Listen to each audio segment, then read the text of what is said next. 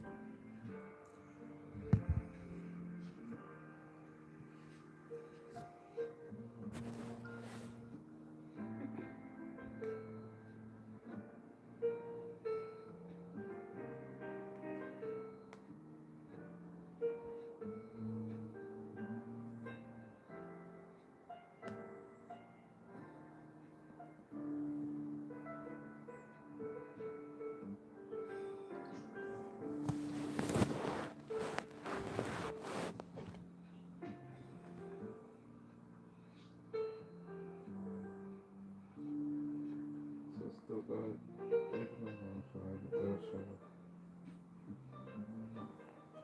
Just shut this up. It looks like a nice cave. Hi Keith. Just waiting for the people to pop in. How you doing? I was just going to send you a message on Messenger actually, to ask how your granddaughter was. If you don't want to talk about it on live, that's perfectly fine. Can you hear me okay? Is the music too loud or anything that needs changing?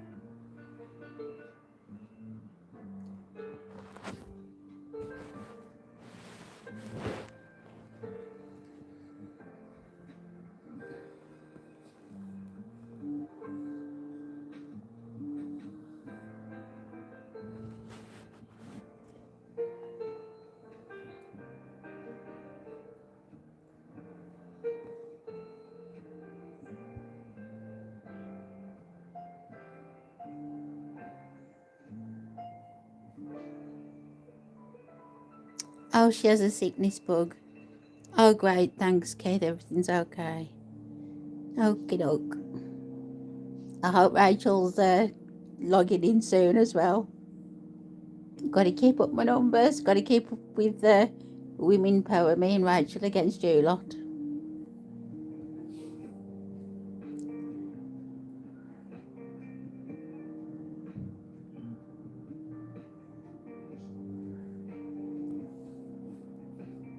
Is she back at home now, Keith?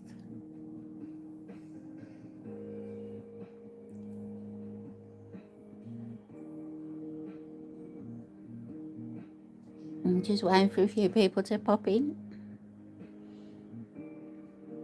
We'll see how everybody is, how the day's going, how the week's been since we last spoke.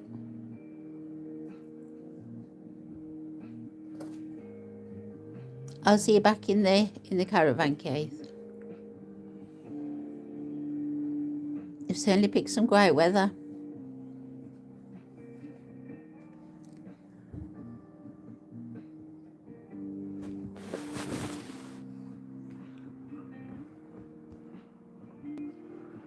Wait for a few people to say hello, so I know that they're joining us.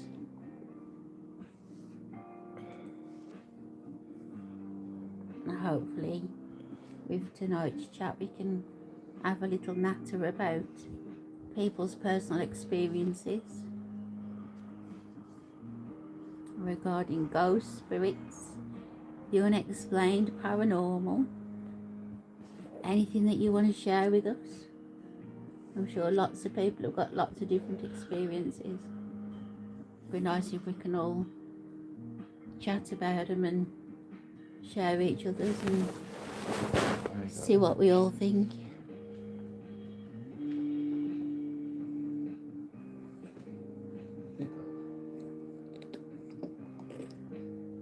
Hi Rachel.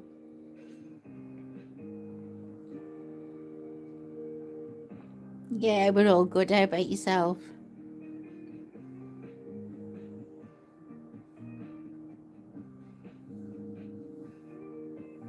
We are just fiddling with a few settings at the minute, so if you can just bear with us for a couple of minutes, we'll wait for a few more people to join in.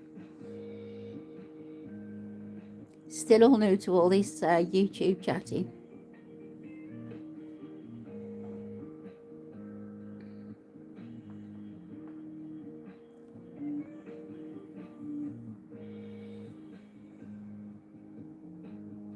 Yes, you are. Oh, at the caravan, yeah. Came over early this morning. I think Rachel has ghosts living in her purse, as I always end up paying. Oh, Keith, that's not nice. Oh, goodness me. But then again, that's what you need a man for, isn't it? Come on. It's right, isn't it, Rachel? You get married so he can pay for it.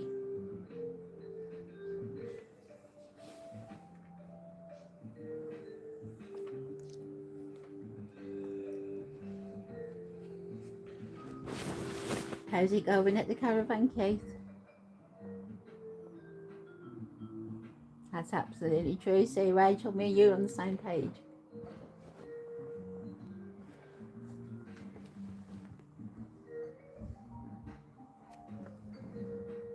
I've got Chinese writing from Keith. And if it's Chinese or hieroglyphics or if it's just Apple. It's like its own Apple language.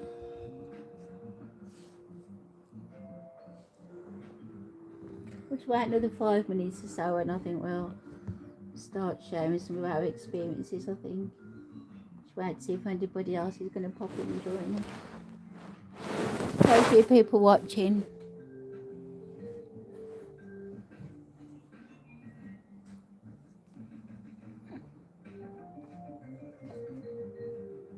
Get a few more people to say hello.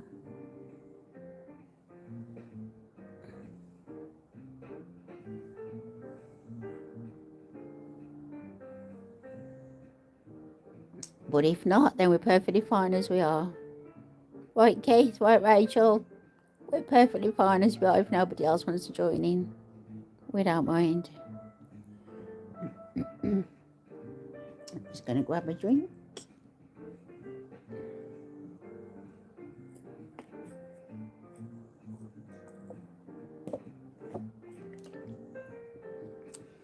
I've stopped myself with the water. That's clever. It's a good job it's warm. Oh, I always do that.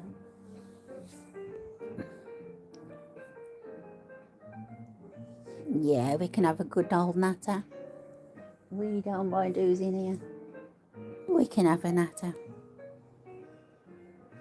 How's little Lolo doing?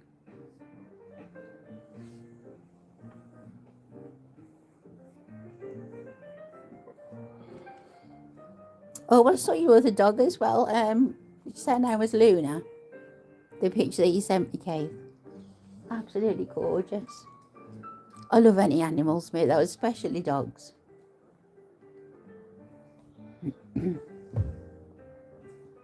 Everything else okay, so I went out today with Dakota with his Crocs on. Oh, bless Keith. He's a little superstar.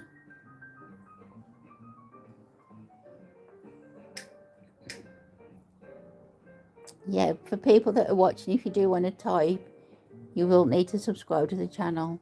It's free to do. Won't cost you anything. Just click that subscribe button. You can share your opinions.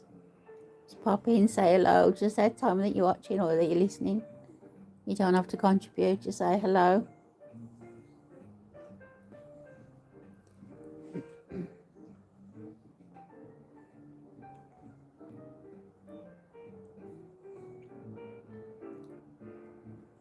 We still got good weather there, Keith. I assume you have. It's all over the country, isn't it? He's okay, thank you. He's struggling to get to sleep early.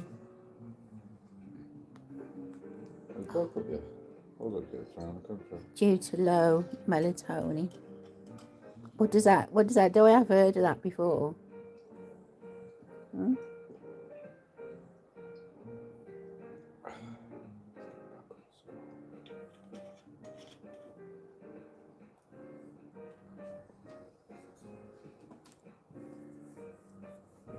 Shall we just start sharing our experiences?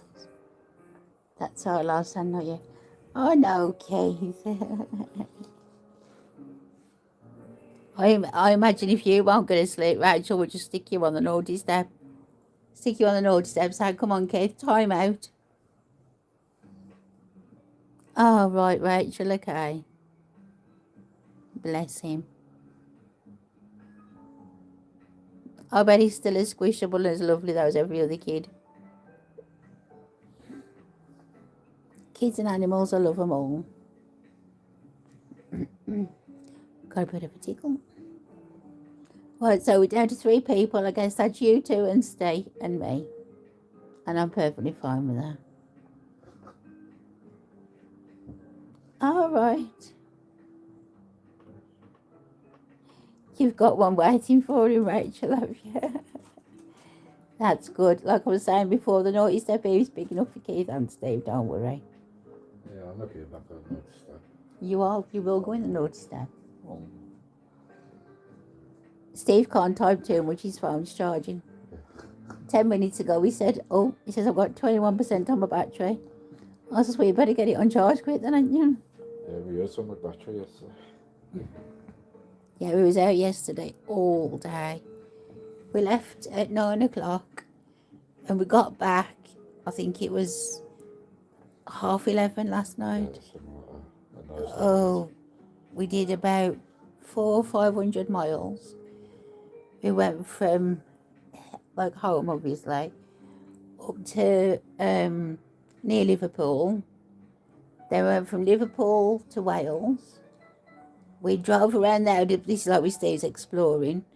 We went round there for a little bit. And then...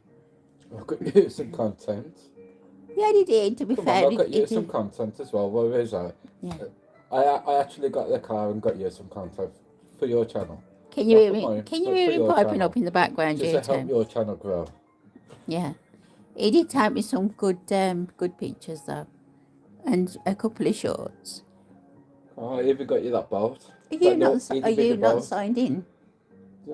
Because I've only got 2 people in here now. Yeah, signed in, still on. Yeah, that's me. Has it signed you out? We're having a couple of technical issues. Yeah, so Steve's done a few more explores. He's scheduled them on his channel. So I'll be coming out in a few weeks. Yeah, I went to the Blair Witch House. Yeah, we went to a place called the Blair Witch House. And I don't know if you've seen the film, but oh my goodness me. Obviously I don't get out the car and like I was sitting in a country lane with a friend. So I was perfectly fine, so I've got the dogs with me. Off he goes over the gate and then that was it. We didn't hear him for like about... It weren't that long, but it seemed a while. I asked him on the walkie-talkies, are you okay? Yeah, I'm fine and all. I just did my video. So I just left him to it. And then I didn't see the video until we got home last night. And like I say, if you've seen the Blair Witch film, it was so much like the Blair Witch film. I don't know if you've seen it, but like I say, there's a load of forestry around, and like some kids go off and they get lost, and it creeped me out. And things don't creep me out that much, but that did. It wasn't nice at all. Like, I just couldn't watch the rest of the video. You've not seen it, Rachel? Oh. It's a wiki film. It's a wiki film. You ought to watch it if you like that kind of thing. It's one of those.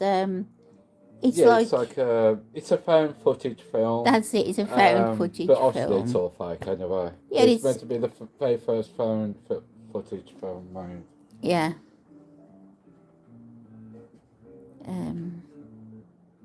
Hold on, where are we? That's a good sign. You can't drive more than 4 hours. You get tired.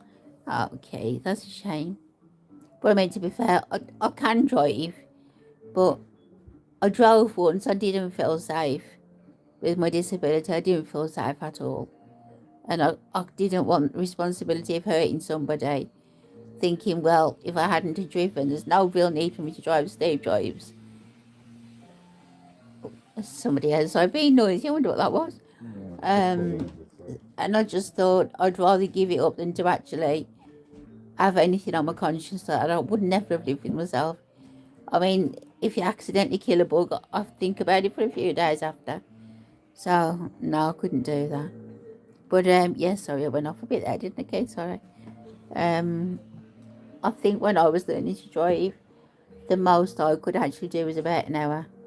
It's my hands and my arms and my shoulders that get really tired with me. So, like I say, but like Steve does it all now. I don't have a license anymore. I've not had it taken off me. I just gave it up. Yeah, I didn't do the medicals that they wanted. I thought, well, unless I have the car fully adapted or take new lessons, do a new test, do different things that you want me to do, I'm not going to do it anyway. So I just left it at that. But I mean, we can go out for hours and hours some days, but obviously you got like toilet needs and stuff like that. So we still have to think. Rachel learned to drive on the Dodgems. Keith, Rachel, feel free to sort him out. I think Kev's going to get the care. I think, yeah. Did you? Can you hear Steve in the background? I'm not sure if you can or not. A clip round here. A clip round the ear. Yeah, that's what I think you're going to be getting, Keith, off Rachel. Oh goodness me! I don't think we're going to get many people joining us, are we? So we've been live 15-ish minutes.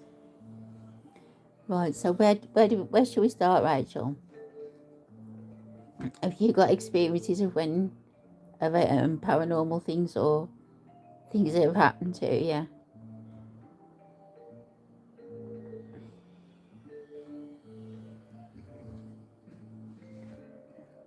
I mean, I think my very first experience.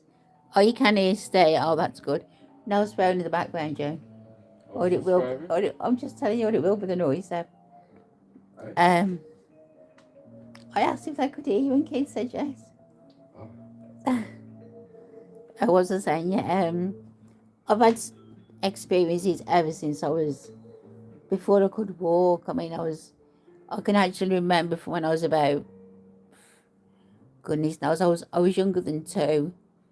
I remember seeing things.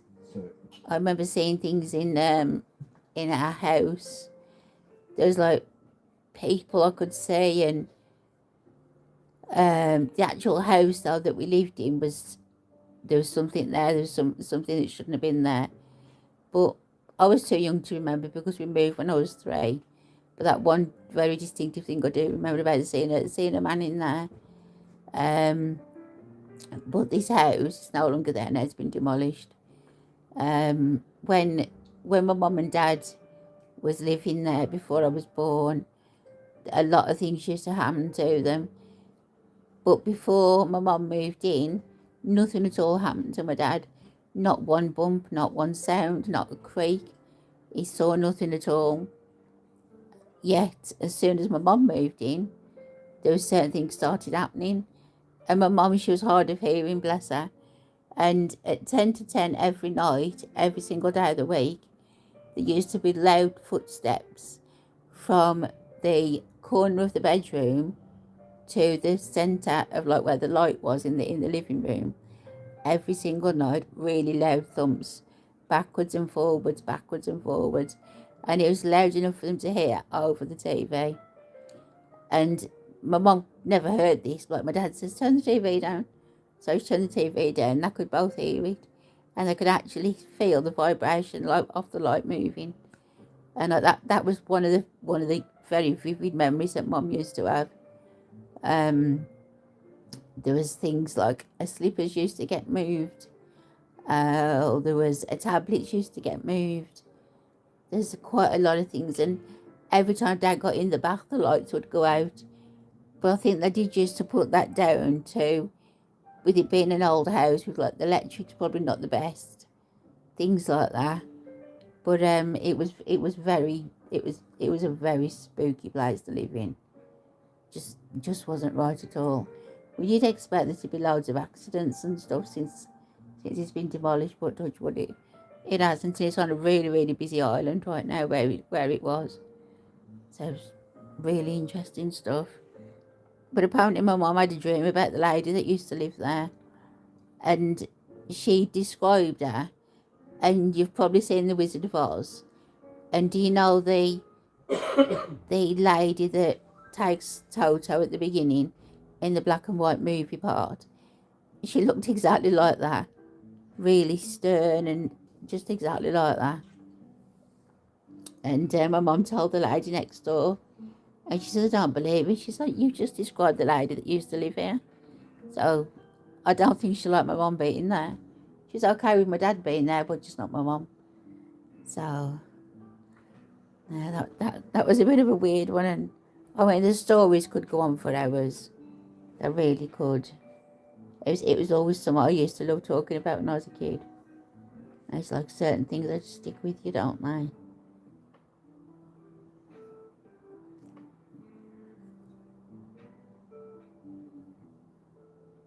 I'll let Rachel type something as well, rather than me just babbling on.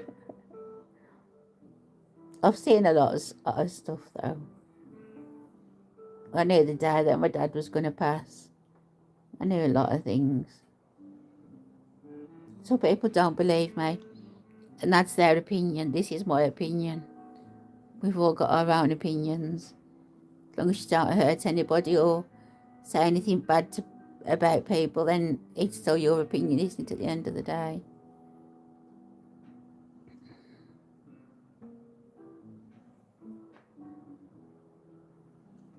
Steve's not a believer.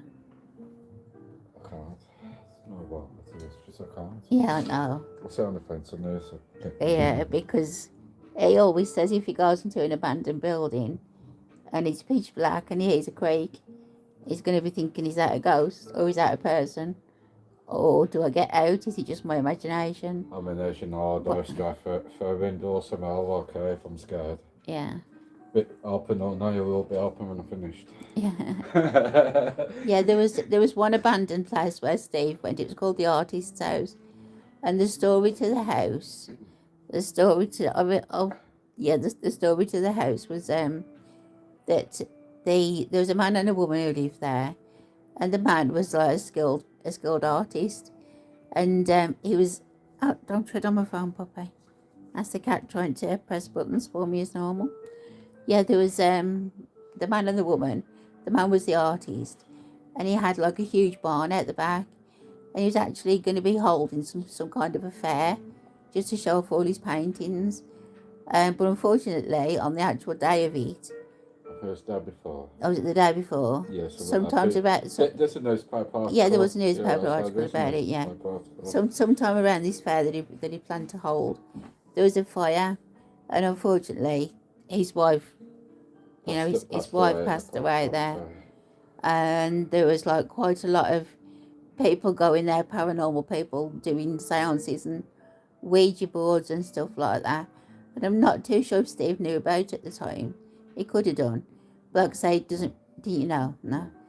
We tend not to delve into the past of these buildings. The way I said, urban explorers and paranormal people, we go to the same buildings for different things. Yeah. And that's it. So what happened, while Steve was in there, he said he went into this one room, and it felt a little bit, it felt heavy, it felt awkward in there. And all of a sudden, his phone started taking loads and loads of pictures all on its own, just constantly clicking for no reason at all. His torch went completely dead. Brand new batteries went completely dead. So he got out that building as quick as he possibly could. And then he stood outside and had a word with himself and went back in.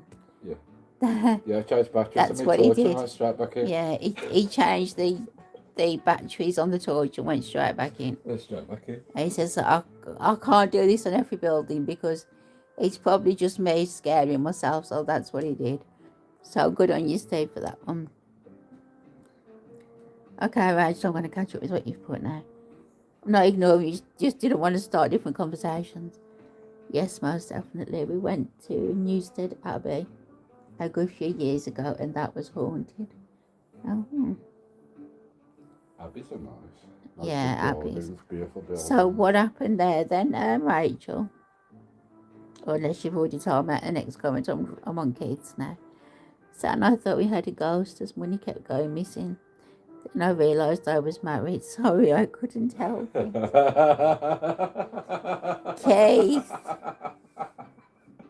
Keith. Keith. You're bad. You and Steve are going to get on really well, you know that.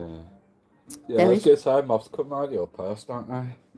I don't own a purse, I don't need to, but you. Oh, there you go, aren't There was just one room in the abbey that he felt comfortable, which was a dining room. All right. Was it just like heavy feelings, Rachel? Or did you actually hear or see anything? On the naughty step, Keith, yeah. Steve's on his way as well, Rachel.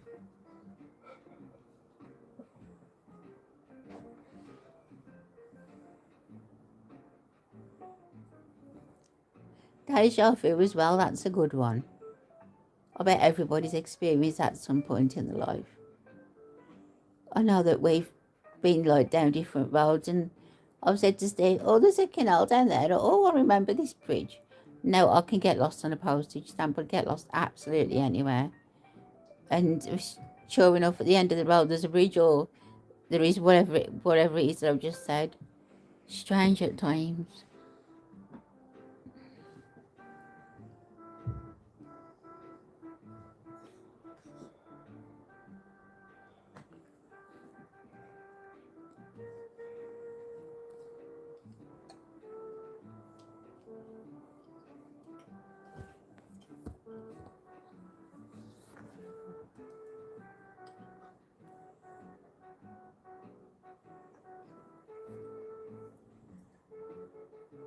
A few more people watching or listening. Yeah. Strange, isn't it, Rachel, when that happens? You know you've been there before, but you know that you haven't. It's a weird one.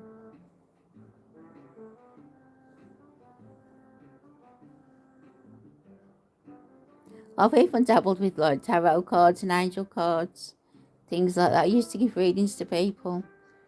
You're probably going to think I'm crazy now, but I used to see and hear things as well, spirit-wise. Still probably can if you do it properly.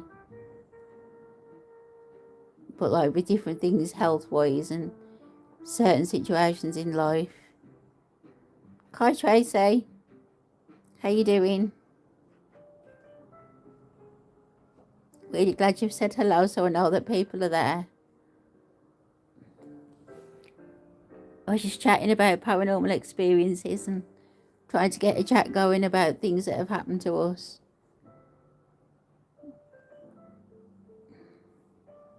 Yeah, I'm good, thank you. I'm all new to this, Tracy, so forgive me if I mess up or if I'm not talking too much. I'm still new to this.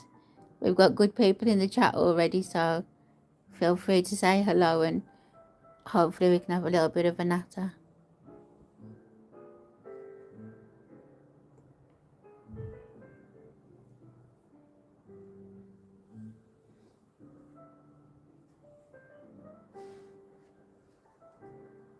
That's my one and only mod for the moment. He's got his own channel.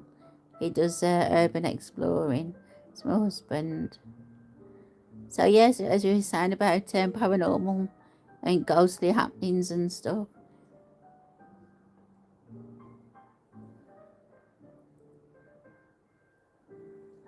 I think you pressed enter there, Rachel, too soon.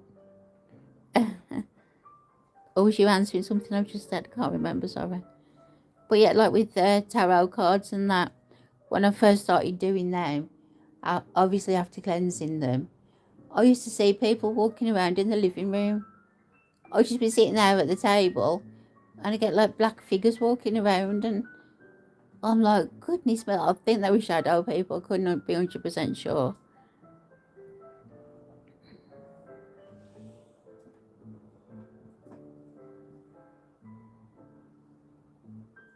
Oh, your mum is a tarot reader, is she, Tracy? That's okay, Rachel, I thought you did. Do you believe in the tarot findings as well then, Tracy? I know some people are quite scared of the cards, but if you read them right, they're not scary.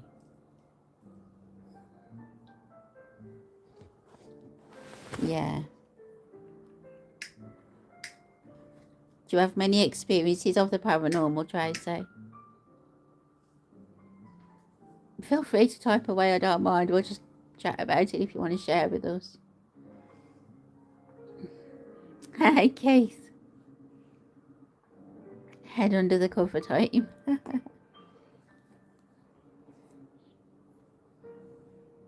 Oh, we're not that bad. We're not scaring you that much, are we, Keith?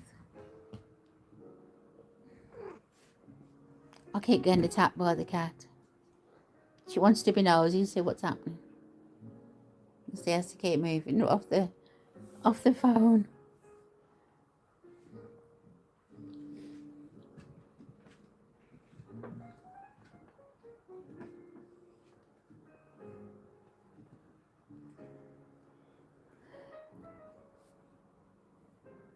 Have you ever lived in a haunted place, Rachel?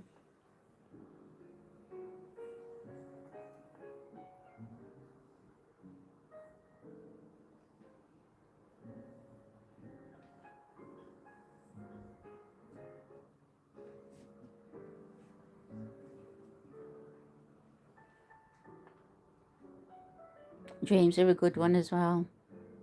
Generally have loads of different crazy dreams. And some people do say there's like spirit trying to talk to you. Whether it is or not. Are we ever going to know?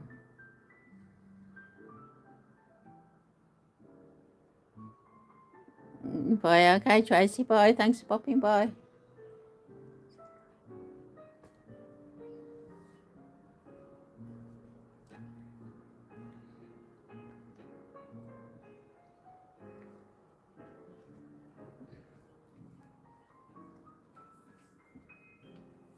Kate, I think you can get back from under your cover.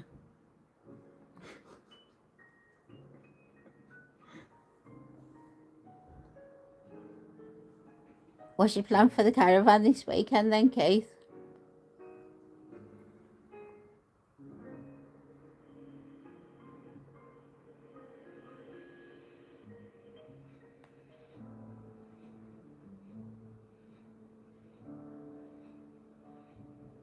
Oh, I'm just fiddling around with the settings still. Oh, I'll just... Oh, that's interesting. If I click on somebody's name, I can put people in timeout. I can hide people. I can add people as moderators. Oh, that's interesting.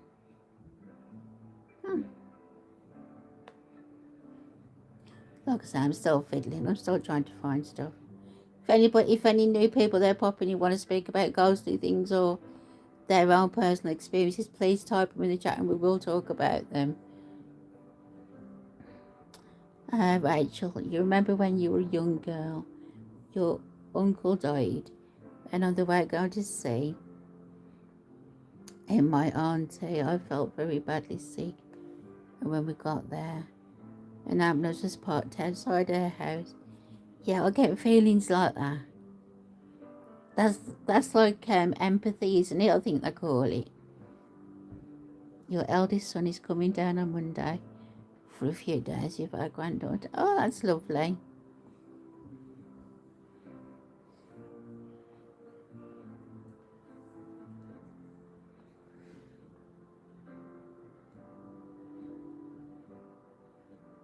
So, on the day that my dad died, 20th of September 2000, all day, my dad had emphysema. He wasn't a well person. I lost him age 52. Now, all day on that day, he was, well, hold on, let me go back to the beginning on that day. When he got up on that day, 8 o'clock, he came downstairs and he stood by the front door as he just walked in from the hallway, and he looked at me and he said, well, today's the day. He was so calm, he wasn't scared, he wasn't frightened, nothing. And we looked at him and we said, what do you mean? And he just went, nothing, just today's a day. And all day he was very calm. And looking back, we know he knew that that was his last day. And it hurts so much. And it was like 26 years ago. And a lot of the things through the day, at the time we was having a fireplace put in, and there was no actual fire. There was just like a big piece of newspaper over the gap, and on it, it was the obituaries in the newspaper, and I was constantly being drawn to in loving memory of, and it was so strange thinking back, because every time I went past the fireplace, I was pulled towards this newspaper in loving memory. Deepest condolences, we're so sorry and all that. And then on the afternoon, because I was a daddy's girl, I was always me and dad. Forget the world, it was me and my dad against everybody else, no matter what. And on the afternoon, Dad loved his garden. He went and stood in the kitchen and leaned over the kitchen sink. And I went over to him, gave him a hug, and I said, "Are you okay?" He says, "Yeah." And he said, "Just remember, whatever happens today, that I will always love you." And by 8 o'clock on the night, he'd gone. And to me, he knew that was his last day. He knew that. There's nothing he could have done. I'm guessing, I don't really know what to guess, to be quite honest. But he definitely knew that was his last day. It's awful. But he was so calm. I don't know whether he was so calm so we didn't panic. He never told my mum, but he told me. But I think that was because of the bond that me and him had. Well, still have. I mean, things like that don't just go overnight, do they? So I mean, that's something I'll always remember. Oh, on Monday, Keith. Yeah, little keys, big fingers, little keys.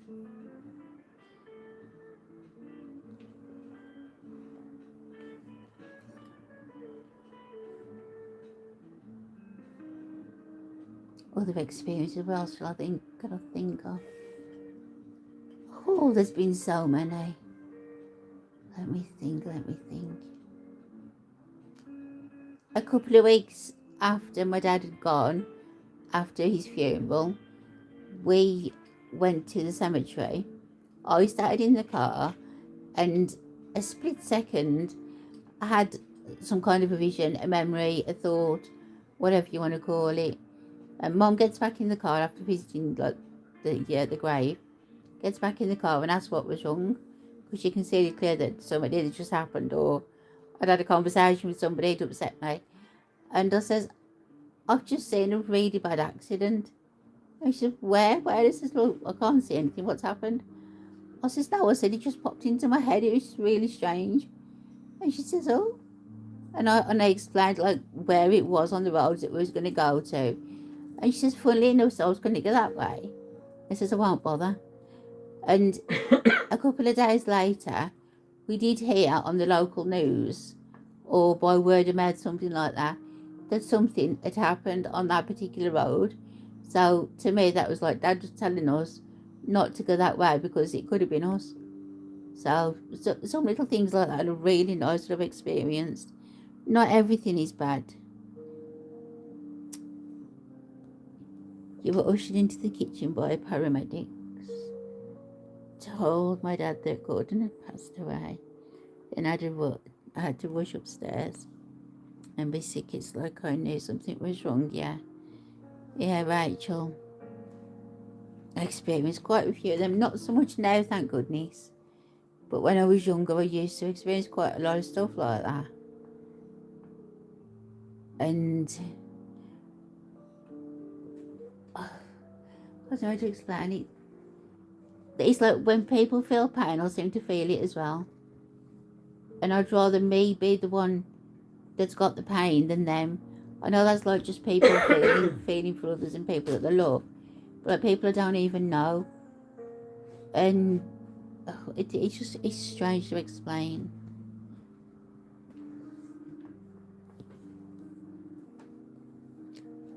there's another time when I was married, like I was with Steve at the time, and it was about 7 8 years back now.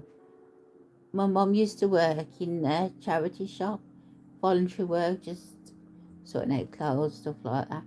And she got friendly with this one woman. I didn't know about her, and she had unfortunately lost her son by suicide. And my mum never told me anything about this.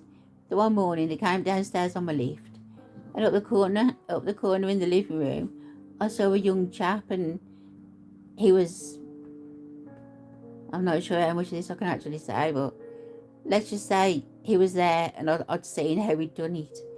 And I described things, and my mum said that's exactly what happened. So yeah, I saw that as well. And the mom of the son actually found it comforting. I was talking to her and telling things, and which was also a nice thing to experience as well. I was actually helping the lady. Yeah, that's right, Carol. Carol. Where did Carol come from? I've got Carol now on my brain. Sorry, Rachel. It's because you're an empath. I'm the same. It's weird. Yeah, it's true. That is. Saying you're going to go as you need to try and find some eardrops for Luna, one of the dog's first aid kits. I'll speak soon. All on Will's life, like Rach. Okay, Keith, thank you, yeah. And so long as one of you is staying, I'm good. I don't want to be talking to myself. Yeah, that's from my phone. I'm Steve's still protecting you waiting from the for his cats. phone, yeah. We're okay, ain't we, Rachel? Just me and you.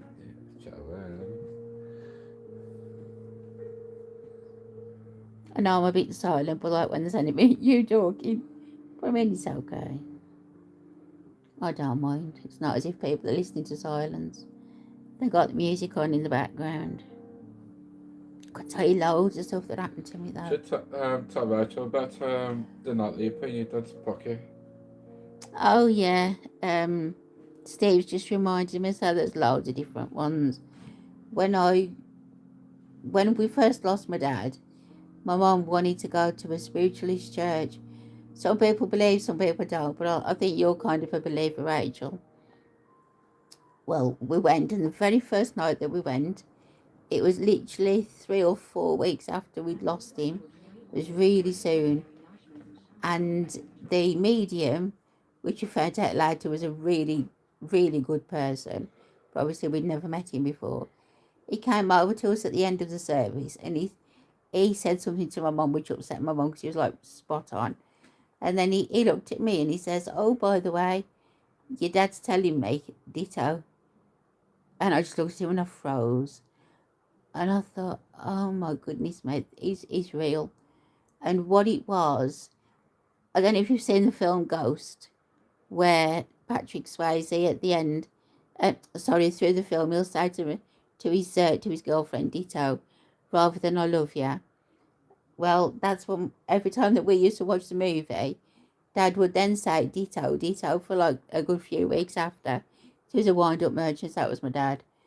So when he said that ditto, I knew that was my dad, because when I went and saw him in the chapel arrest, I put a little note in his pocket, just saying that I could look after the animals, feed the fish, just general chit chat. And at the bottom I put on PS, I'll always love you. And like when the medium said back ditto, I knew that Dad had read that letter or saw that letter. There was something that he knew to what I wrote in that letter, which I thought was, to me, that was pure evidence. And no matter what anybody says from that point on, that can't change. That can't change my opinions on spirits and stuff. I mean, if he's wrong and I'm totally crazy and seeing things that are not there and hearing things that maybe I am, I don't know, but it's my opinion. And like I said earlier, it's your opinion, you're entitled to that. Nobody truly knows what happens after, do they? That's the thing. they're all people's experiences.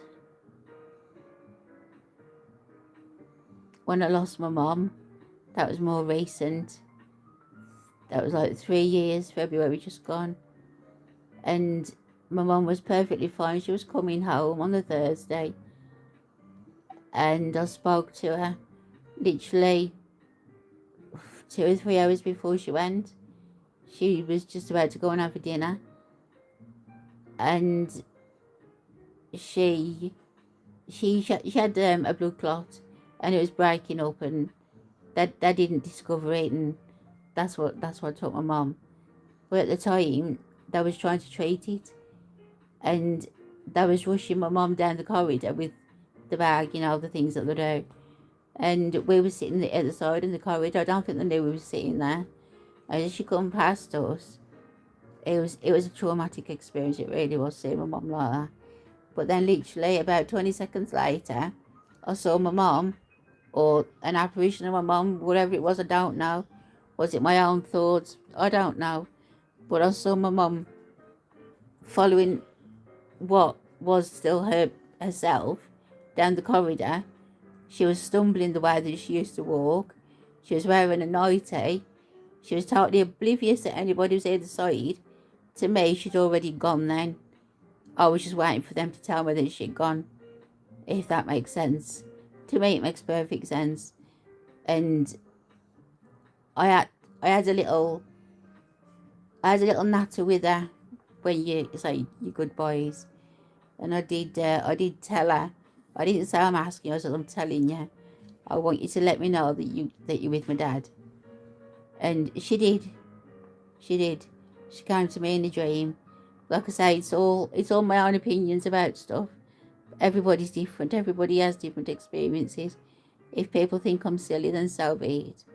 But I'm not hurting anybody with thinking that. And it gives people comfort. And who are you to take anything like that away from people? Nobody can. But that is just my own personal life experiences on two things that give me kind of proof that I need. That's all. Do you see things as well, Rachel?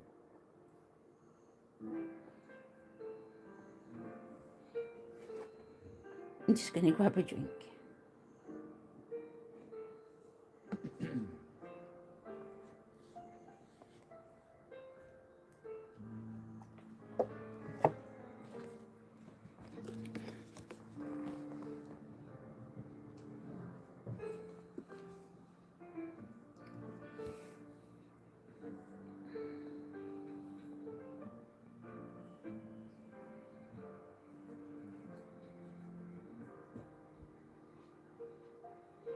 Oh, so sorry, Rachel. If chat wasn't scrolling, I was just looking at Kate's last comment about him going to find the first aid kit. Hold on, you're not going anywhere, thank you. It's lovely music. Yes, Steve's the DJ, shall we call him? Hey? You're the DJ with the music, Rachel said it's lovely music. Yeah, it's something different this time. Is it a bit of jazz? I'm not sure. Yeah, it's a bit of jazz. Bit of jazz, yeah. Oh, you do know the movie. That's good. I'm so sorry, Rachel. It wasn't scrolling. Every morning I always speak to Kate's mum and dad and your dad and Kate's brother. So I say morning, mum, dad, and Kenny. Oh, that's lovely. Yeah, it really is. I bet some people think we're soft when we say things like this, but if it gives us comfort, get you through another day, then who are you hurting? You're not, are you? We don't know what really happens. Nobody does. Not till tomorrow. Yeah, we all talk to our mum and dad. Even when I've been in Bunton Even if they're churches, not here. I've been on my own. Yeah. I've been talking to them now. Yeah. I mean, I'll also say that stuff. No.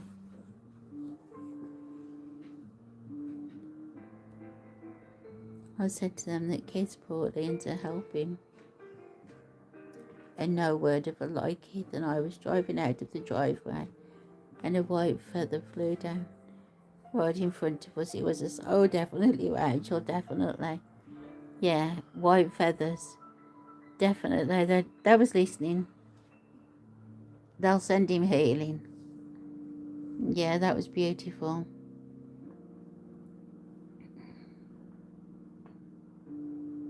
Oh, here's another one. When Steve lost his dad, his dad lived in a flat on his own.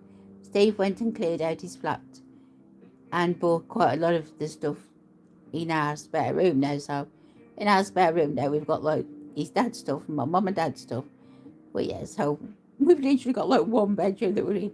But anyway, on the last day that Steve cleared out his dad's flat, got the keys locked up, and as he walked around the flat for one last time, he told his dad that I know you never liked the place. You feel free to come join us at ours now. Words to that effect. Little did I know that little conversation happened. And about 5 minutes before Steve actually got home, I actually smelled his dad's scent. And I thought, wow, has he just visited us? It was like really, really strong. I knew that he was about. And I told Steve what about the scent of him being about. And he said, it's funny you should say that. He says, I wasn't going to say anything, but. And he told me that little story about the conversation. So that was something else to confirm. I always used to talk to his dad about spirits and things like that. His dad was really interested. And apparently before he went, he saw my mum. It's just strange how some things just seem to happen, isn't it? Well, at the time you don't think nothing of it. But then when you look back years later, it's like, was that a sign? Was she seeing if he was okay and things like that? You just don't know, do you? You really don't.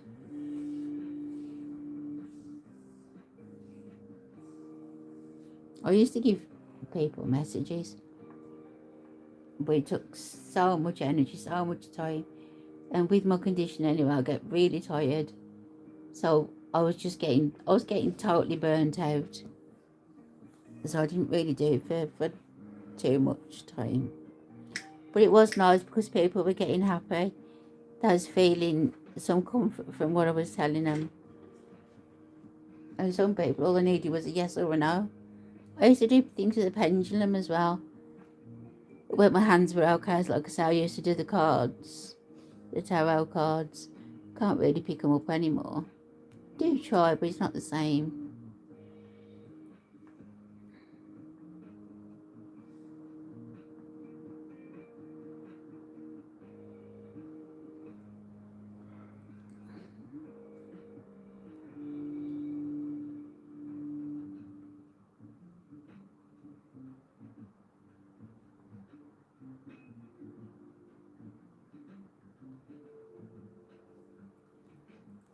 I know on these lives, I know that you can invite people to actually talk on here.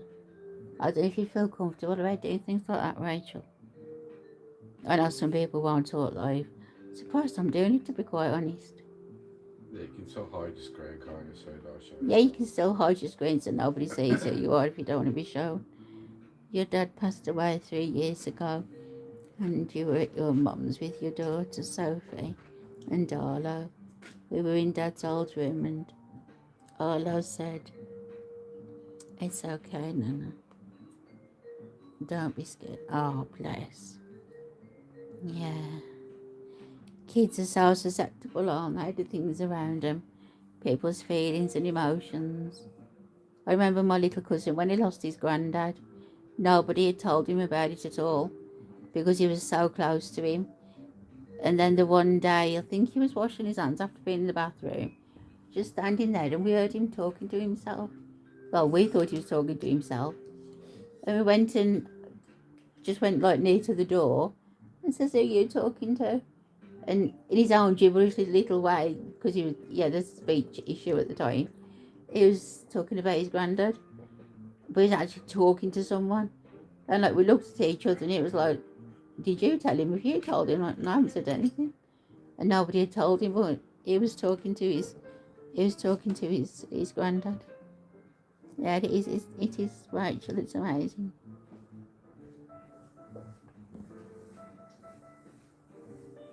I think if we met up face to face, Rachel, we'd be there for hours, wouldn't we? Sharing experiences and everything else. We would be saying to the two men, leave us alone, come back later. It's nice to find people that actually are interested in the paranormal as well, and not just making things up about ghosts. You get that way too much on YouTube. Every abandoned building that Steve will go in, there's always something ghostly that you'll see somebody said about it. But it's really not. Too much fakery. Have you ever done Ouija boards or anything like that, Rachel? I'm curious, but not curious enough to actually do it. I don't know whether I believe in them, I don't know.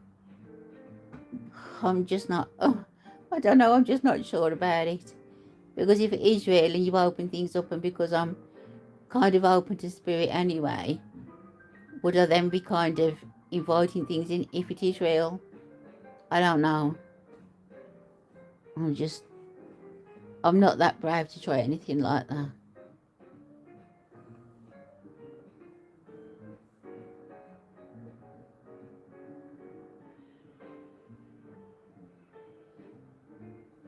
I do hope Luna's okay though with the eardrops. Steve's just gone to get the chicken in. She'll be tapping on the door, it's starting to drop a little bit dark. I guess it's gone cloudy out there.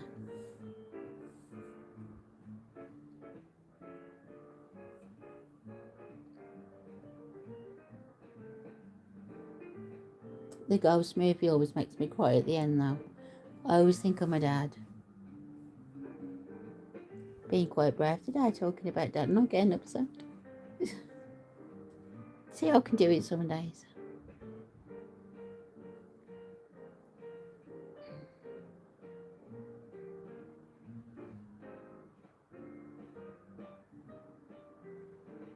At least when I'm talking, we've got music to listen to as well. I've got my little munchkin lying next to me. I got the fan on really, just on a low setting for him. I think he's enjoying it more than me. He's totally flat out. He's shattered from yesterday. Yes, it would be lovely. And Keith said he'll bring a blanket and a pillow so he can fall asleep. Definitely rude, Rachel, definitely. He can't wait to sit on that naughty step, can he?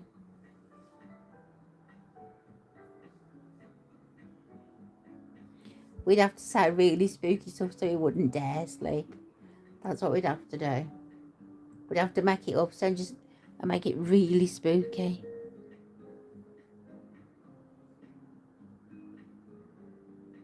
Oh, there was one abandoned place where Steve went. Literally, it's not there anymore. Well, the house has been renovated, not down, built. Different things have been put in its place, but the actual building is kind of still there. We parked at the side. Steve disappears as he does, walks off. And I was sitting in the car with the dogs, and he's deadly, deadly quiet. And I hear somebody shouting. I'm thinking, oh no, he's been caught, he's going to come running out in a minute. But no, nothing. I thought, oh, that's a bit odd. Maybe it's somebody from the fields. And he gets back in the car, sits down, gets ready to drive off. And I went, who was that? He said, who was what? I said, who was shouting? She said, no, didn't hear nothing. I thought that was a bit strange. But at the same time as I heard the shouting, it was somebody shouting, oi, you, get out, this is my house. Reminded me of that film, what was it called? The Enfield Haunting. That's what it reminded me of. But that was such a strange little building. And Steve didn't feel anything at all. You miss kids, mum, dad, and my dad desperately. I love them all so very much, yeah. Totally understand that, Rachel.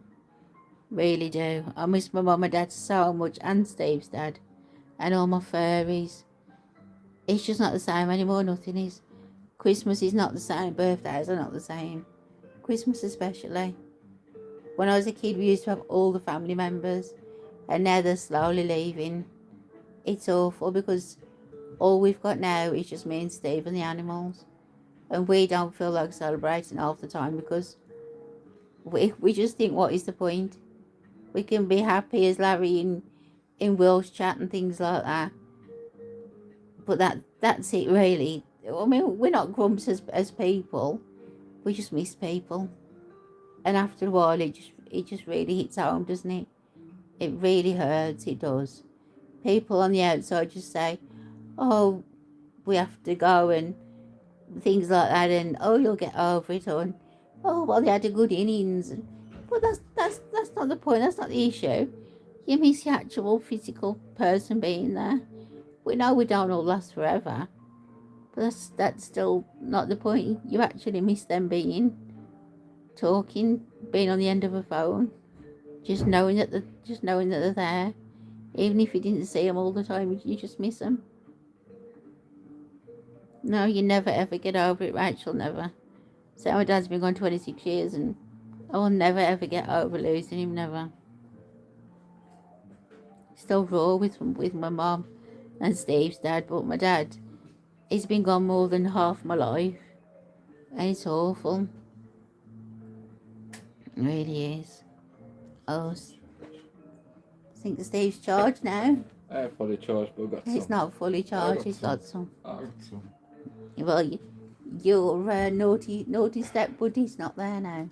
It don't matter, I've got Rachel to wind up. Oh, watch out, Rachel. He's going to come wind you up. He won't. I can deal with him if he starts.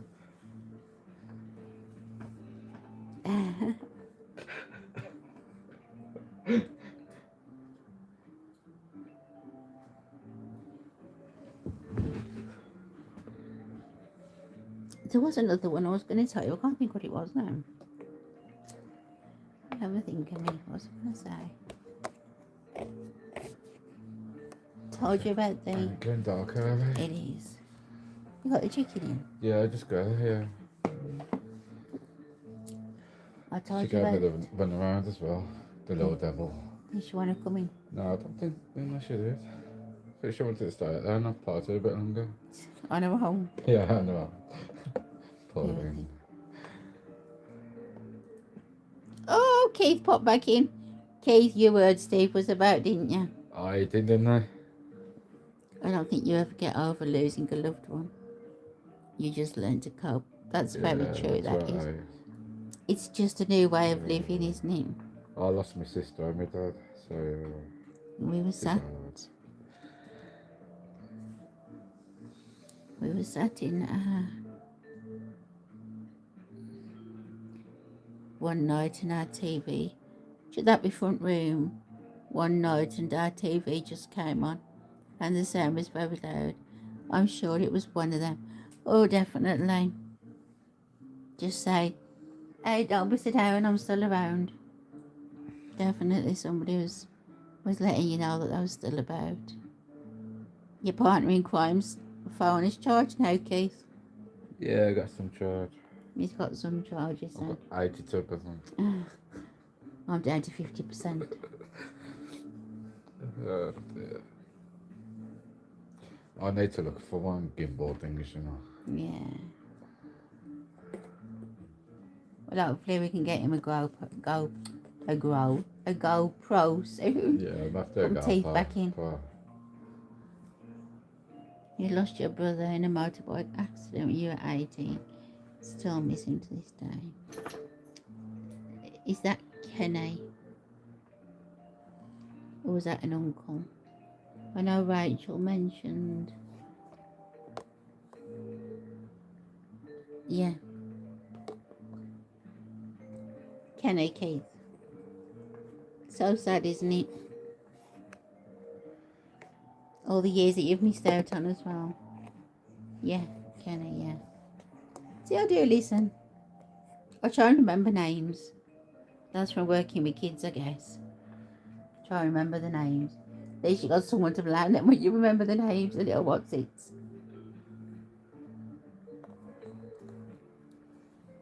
Oh, Rachel, Keith told me that you was from Sweden. I thought that was pretty nice.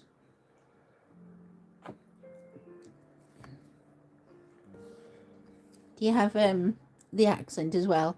Or have you lived in Britain, England, whichever you want to call it, long enough not to have the accent anymore?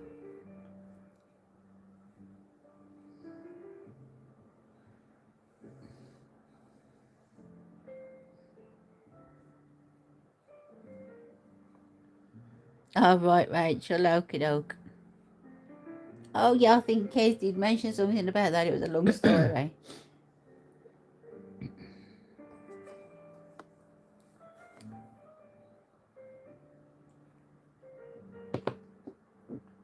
Oh, it's getting warm and everything's on a drink.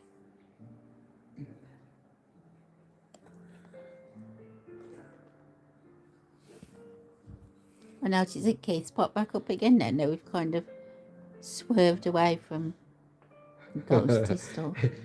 He took himself from under the covers. I know he did. Oh, yeah, Keith. Got a bone to pick with you, mister. Rachel has told me that, what was it in her exact words, so I don't get anything wrong. Let me find. You said that you would bring a blanket and a pillow to fall asleep. And in capital letters, rude. It's definitely rude, Keith. Definitely heading towards that naughty step, I think. Rachel has her own language. She has her own language. Because you speak gibberish and he calls you Swedish. Hold on then, so I'm confused now. Are you really from Sweden? Or is that Keith playing a trick and you're actually British? I bet you're both laughing at that comment. I don't know. I've never met either of you, have I, or spoken to you, so I don't know.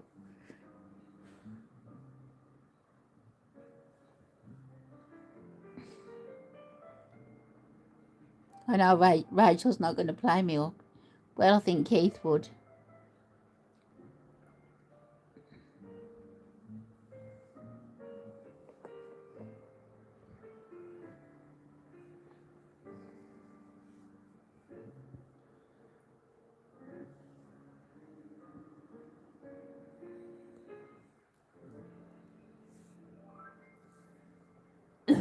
Got a bit of a dry cough. So I grab another drink. Grab my iPad as next day, please. Oh, great. Okay. Yeah. Just hang on a second, Jude. I was getting a drink.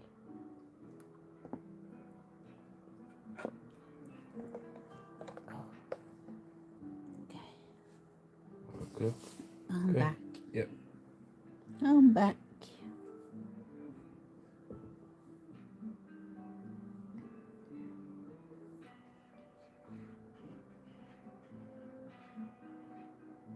I couldn't believe that picture you sent me though, Keith, the Dakota. Oh, my heart melted. Oh, it's so gorgeous. Oh, you're 100% English. It's just you struggle to get your words out. And the more stressed I get, the worse it gets. Ah, I was Yeah, saying. it'd be like my mate who had the stomach. Is it stomach? What the word? Sorry, I'll get the two words muddled up. With your friend, you was on about a stammer, yeah. Yeah, stomach, yeah. Because like, more he got nervous, more he showed in him. Yeah. Saying it's a long-standing laugh for you. So you actually are English, right, Rachel? Here's me thinking that you were some exotic person that Keith had met and whisked you away to rainy Britain and... Oh, Keith. Never mind, Rachel. I bet your son is lovely anyway. Long standing laugh. That's what made taking Mickey out the other one. He is, yeah. He constantly tells me to go on for a walk. Yeah, 13 go for a walk. Oh, yeah. On a very short pair. You'll be going off on a very short period if you carry on. Well, there's no need to be stressed around us, Rachel, anyway. I'm hoping that these chats let you know that we're quite easygoing. And if you do get a bit fumbled for words, then so what, it don't matter. We'll got our problems. I had an heart attack. You got your Steve's problems. definitely got his problems. I got my problems. I got Steve. Well, yeah, exactly, yeah. I suffer from depression. That's why I wrote that paper now. Yeah. I do suffer from depression. Keith? No, you're in my bad books now, Keith. Yes, but Keith's a bit American. Yeah, he told me about that, Rachel. He told me that. Because I thought he actually lived in America, then he came. That's why I was thinking, if he was American and you were Swedish, I was thinking, wow, what a combination to end up in England. Do you see how weird Keith had made my little brain cell? Yeah, that's a bit like you being half Irish and half Welsh. Oh, shut up. Keith had made my little brain cell work that much harder. I actually had steam coming out my ears at one time. So Rachel, make some room on the step, would you please? The worst thing is talking on the phone. Yet Steve will not talk on the phone at all. No. He gets quite flummoxed, fumbled, whatever you want to say.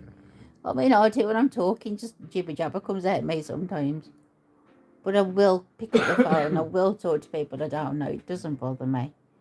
Sometimes I get a bit anxious before I talk. But then I think, as long as I know what it is I'm going to say, but I won't do technical calls. Like if, I don't know, for instance, if we had an issue with the cooker, and I knew that Steve knew more about it than me, which he does because I don't cook, and I'd had to phone somebody technical, I'd be there thinking, well, what if they ask me this and I don't know the answer to that? So that is kind of the times when I do say to Steve, well, I'm sorry, but you've got to do that call. But other than that, it is generally me. So, Keith, did I ask this before? You don't have an American accent at all, do you? Because you're not. I know you've got descendants. Was it your uncle or something that was American, but not you? I think it was something like that you said.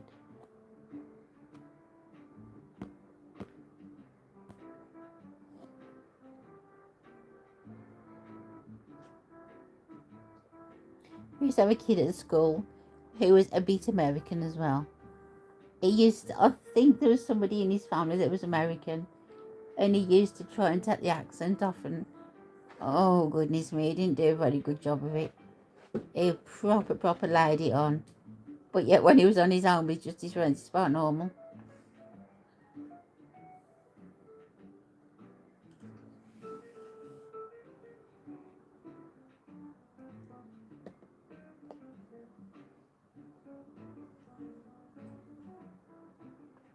There was another ghostly thing I was going to tell Rachel, and I can't think what it was. I was telling her about, do you know that house up the road that you went into, and it's been refurbished now?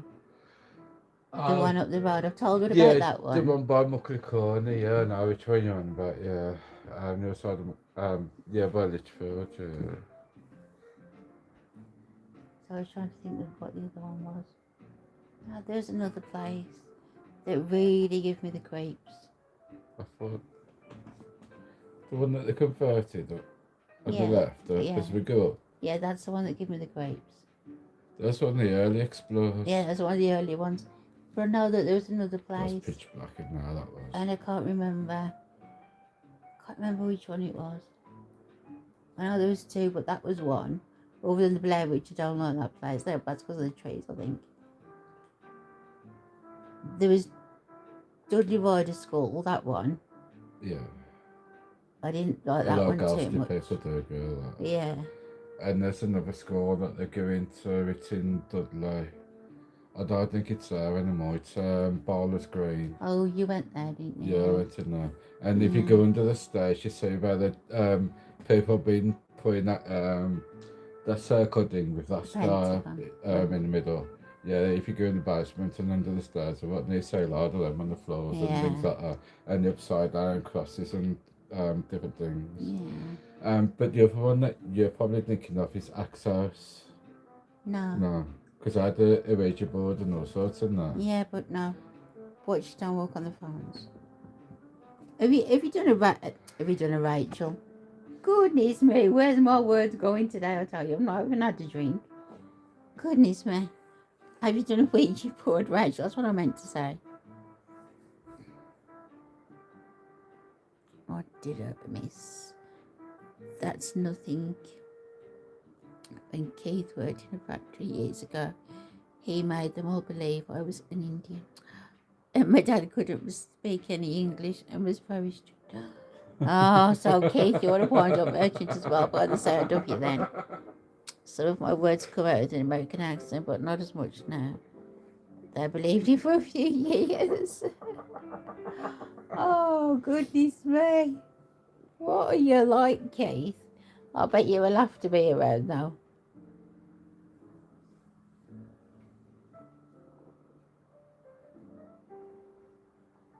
Believe that you was an Indian.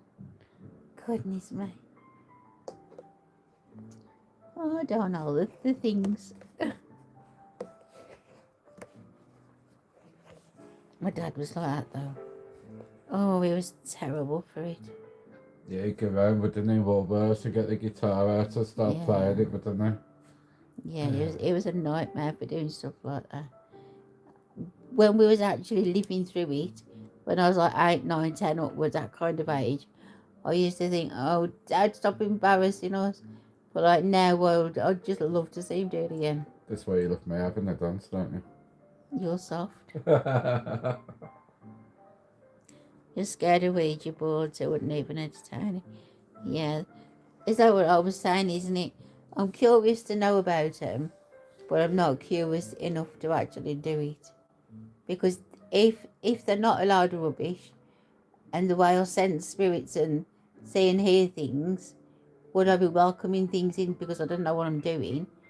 Or if it's a load of rubbish, then fair enough, there's nothing there and you're just kind of playing on fears.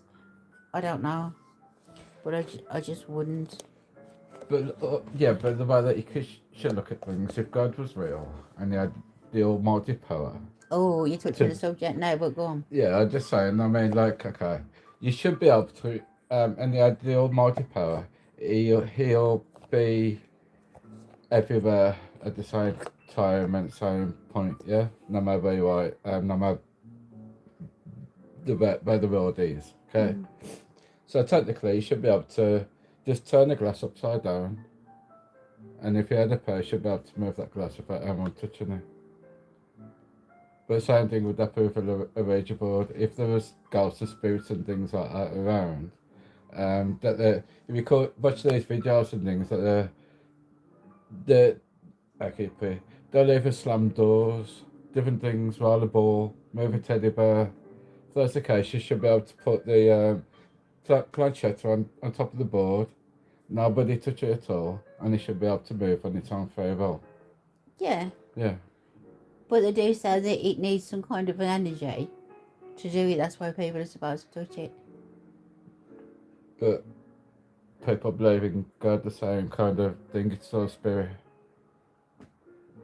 If God's got an almighty power, shouldn't he pass that on to the spirits around him? Yeah. Yeah, I don't know. Like I said, I mean, I'll sit on the curious. fence on that kind of thing, as you know. I mean, I can't be in an abandoned building and think that kind of thing. Yeah. Not when it's pitch black. That will freak me out. Keith and I have a serious sense of humour. A serious sense. You even convinced someone. I work with his new car. Oh, I read that one, didn't I? I even given someone I work with. His new car was stolen, and the police are coming to recover it. Keith is such a happy-go-lucky man, always having a laugh, even though he's had mental health and he's brought it second. Oh, yeah, Rachel. It kind of sounds like us, really, because we both suffer mental health issues. And when I got my physical issues, Dave got his heart attack. Steve's got depression, anxiety, the same. He doesn't like talking to people. He really doesn't like chatting. I'm just If comfortable with people I trust. Yeah, he doesn't trust a lot of people because things happened in his past. If when you meet Steve and he's a bit off, that don't take any offence because, pardon me, that's just him. It's where we'll explore solo and things like that. Because I trust in people. Yeah, That's why I do solo. yeah, he I doesn't. could meet up with a lot of people and explore, but I don't. Yeah, he doesn't trust many people. But once he does trust you, he'll look after you. He'll take you under his wing, kind of thing. I'm too trusting at times, but I think since knowing Steve, I've realised that the world isn't as rosy as what I once thought it was. Which I don't mean anything bad towards Steve, but he's not had the best of past, and he's done stuff he shouldn't have done, like everybody. And I think that's Yeah, but I kind of learned from my man that I met yeah, on. and that's I kind learned of from made him, I me moved on. realise that things don't just happen on TV. Prison is real, gangs, crime is real. It's not just stuff that happens on TV, which when I was still living with mum and dad sounds stupid. I was wrapped up in cotton wool because of my disability. I didn't realise that outside that front door there was a big world. I really didn't. I did nothing without mum and dad. I'm not knocking them at all because I mean they looked after me well. I had everything I ever wanted. And when dad went, it was like a huge slap in the face, and it was, what am I going to do now? At one point, I couldn't even go to the toilet without my dad. He'd get me on the toilet, get me off the toilet, and it was such a huge shock. Just literally, what am I going to do? How am I going to cope? How am I going to get through the next 5 minutes? How am I going to get to bed? How am I going to get the loo? Can I have a wash? How am I going to do this? But somehow you just do.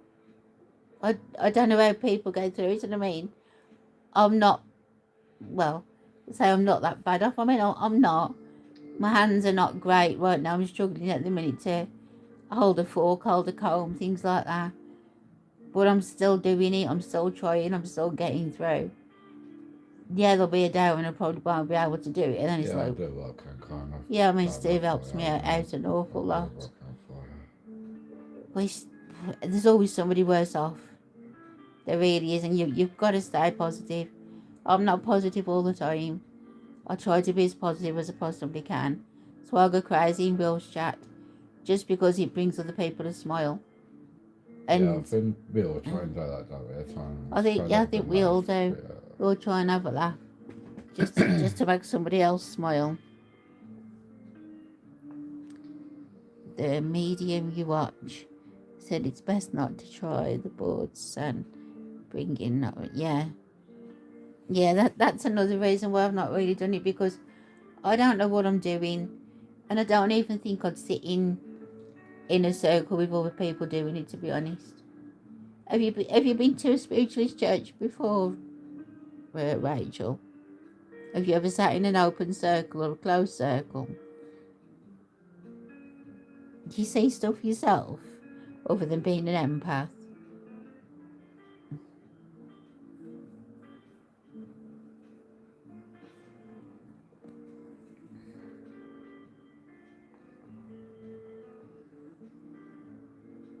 Me and Steve did have tickets to go and see the medium. She's now in America, Lisa Williams, I think she was called. And the actual date for the ticket was the day that my dad passed. And we got all the way up to it, and I think a fortnight before, she cancelled. And I never rebooked. I was so gutted Yeah, it's good mate. So because I thought that was a sign that dad was going to come through. And I was so upset about that. And I've never heard from him since, to be quite honest. So I don't know what happened to her. I don't know if she carried on doing it or quit or what. I don't know.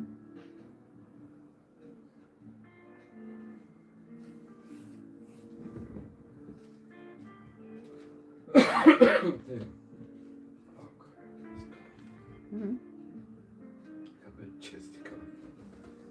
That's not chesty cough, that's dry cough. I'll slap you back for you. Yeah, I bet you. Yeah. The cat's after you now. Oh no, she's always after me. She loves me. Oh no, put the cat. Put the cat. Put the cat. Did you hear the cat then? Put the cat. Yeah, put the cat. She's walking up and down the bed, meowing her head off. Yeah, put the cat. Put the cat. And now TJ's woke up. Oh, he's woke up, had a stretch and laid back down. Here's my little heartbeat, is TJ. Jack Russell. I think we all know what Jack Russell's are like. Yeah, 10 dogs in one. Yeah, 1,010,000 personalities all wrapped up into one little doggy. You got half one to know one. Yeah, that's another That's story. The thing, you got half one to know one. We used to have a Jack Russell when I was a kid with a collie dog. And this collie dog, her name was Trouble. She used to go into, Crufts. She actually won loads of different certificates. The show name was called Jeff's Fire, I think it was, now thinking about it. And she, like I say, she was actually shown in Crufts. And we'd had her quite a few years. And we got a Jack Russell. I think the Jack Russell was from the dog's home, from the kennels. And it was so unruly. It constantly bit the lassie dog. And Mum says, you've got to make a choice. You can't keep them both. You either keep the Jack Russell or you keep the collie dog. And we'd had the collie dog for 7 years. We couldn't get rid of the collie dog. So unfortunately, that broke my heart as well. We had to get rid of the Jack Russell. And kind of from that time on, Jack Russells to me, they were snappy, yapping, not nasty little things. Whenever we saw them at farms, I was always biting at your ankles, yapping. But I didn't know the breed. Is he licking his leg? I didn't know the loyal, loving side to him until I met Steve. Steve asked me before I met his dad, as his dad lived in a flat. He had a dog, and he says, how are you with dogs? I said, yeah, I love dogs. He said, what about Jack Russells? And I looked at him. I thought, oh. I says, why, has he got a Jack Russell? He says, yeah. He says, he's all right, but as soon as you sit down on the settee, he's probably going to give you. I thought, oh, great. So at the time I was in my chair, obviously. Went up on the lift, went into his flat. The dog was out on the balcony in his little kennel. Yeah, my dad was out, wasn't it, at the time? His dad was out at the time, and that's why the dog was in his kennel. And Steve let me in, got me into the living room, picked me up out of my chair and put me on the settee. He says, right, do you want to meet the dog? I'm like, yeah. I mean, with me and dogs, I don't really care the breed, the size. I don't care if you say they're nasty, they're friendly. I will still try and make friends with the dog. So he opens the balcony door. The dog literally pins me to the settee. He jumps on the settee and he stands up, mate. He's pinned me to the back of the settee. And I'm like, woof, what on earth? And I was protecting my face, thinking, is he going to bite me? What's going to happen here? And Steve says, he won't hurt you. Right. I'm like, no, he was not going to hurt me. What's he doing then? And do you know that dog changed my mind about all Jack Russells? From the experience with him, he was so loving, so loyal. All you wanted to do was sit by you and snuggle you. And I cannot believe, thanks to him, Snoop, thanks to him, I had my own Jack Russell, who we sadly lost when he was 8, Toby. He was my baby. It killed me the day he went. Yeah, it's beautiful. And then, literally 2 days later, because of how upset I was, my mum was going to go and buy me a new puppy just to try and console me. Steve says, look, he says, why not give another puppy a home? So we did. And we've got TJ. Yeah. His initials TJ, Toby Jr. He's nothing at all like Toby. He never will be. But I love him with all my heart. I really do. But you're on better. If people ever see my logo and they can zoom into the little halo at the top. Oh yeah, that's cool. Yeah. It's got 3 initials in it. SBNT, Yeah. and that means Sandy, which is also me and Sam. The B's like Buster and Ben, which was our other dog who sadly passed away, but we still got Buster. And then also the T's, Tavi and TJ. Yeah. So they're always will be with me no matter where I am. Yeah, we included him in the Yeah, we logo with his included them in the jacket. logo. But you have to like zoom in into the halo at the top. Yeah. Yeah, you should zoom in on his logo and check that Yeah, you'll out. probably see it more if you actually saw it on my clothes Yeah, than actually probably. on my actual profile. Yeah. So, okay, you just can't give in. I've always tried to stay positive and make others smile, even when my head is a mess. My problems stem from my job and just life in general. Yeah, it's true, that is key. You could all just sit there in a corner and just wait for your time, but why? What's the point? I mean, the animals keep me going, they really do, and Steve. Me and Steve, we keep each other going.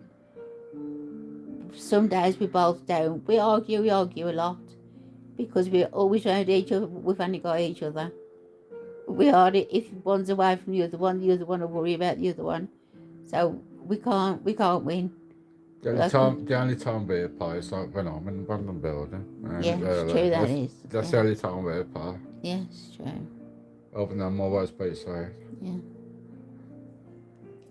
Rachel, if you don't mind me asking, Sam, what is it that's wrong? Because it sounds like you've got a good one instead. Yeah, he's all right. So, hold on, don't press the Cat screen. rescue. Are Cat we, rescue. are we still live? Yeah, I think you are, yeah. We're still I live. think you are, yeah. The cat's just walked across the screen. I was waiting for it just to say bye. Right, hopefully we're still live. It's actually, I've got muscular dystrophy, Rachel. That's what I was diagnosed with when I was 13. It's a muscle wasting disease. Members of my family have said different now. It's similar, but it's not that. But I've not had any medical knowledge Yeah, you can't be difference. what the consultant said. Yeah. You're not your family. Because one is a life limiting one, which I think is the muscular dystrophy, but the other one, it's very, very similar, and I can't remember the word, but I've never been medically diagnosed with that, so I always refer to the muscular dystrophy one. But the other one is like literally the same effect, same everything, but it doesn't limit your life. But I mean, yeah, you can ask anything. I really don't mind. I don't mind any questions you ask. You won't offend me, trust me, I've worked with kids. And you know what they're like, they're quite blunt. Why can't you walk? Why can't you do this? Well, I'd rather people ask me face to face than talk about me behind my back, I really would. Keith, doing what I did certainly opens your eyes to life and makes you thankful for what you have in your life. Just as you think you've seen everything, something else comes along. Yeah, I can imagine. I can kind of guess what you used to do, kids, but obviously not going into that. Don't go there. So, yeah. Maybe it's in private. You've probably seen quite a lot of stuff, yeah. But it is crazy how things affect us. Not always for the better either, is it? Because you've got fibromyalgia. That, I know what that is, yeah. My friend's got that as well. I just can never get my tongue around it.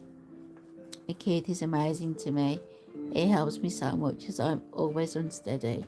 And keep falling, and Keith always helps me up. I know that condition. Fibromyalgia. Yeah, that's right, I got it. I said it slowly. Yeah, I know that condition. Yeah, that's what James's mum's got. Yeah. And that's painful, isn't it, Rachel? Yeah, it's pain. Sarah had it round the corner. There she. So that kind of affects everything, doesn't it? Your movement, aches, pains, fatigue, tiredness, kind of everything, I think.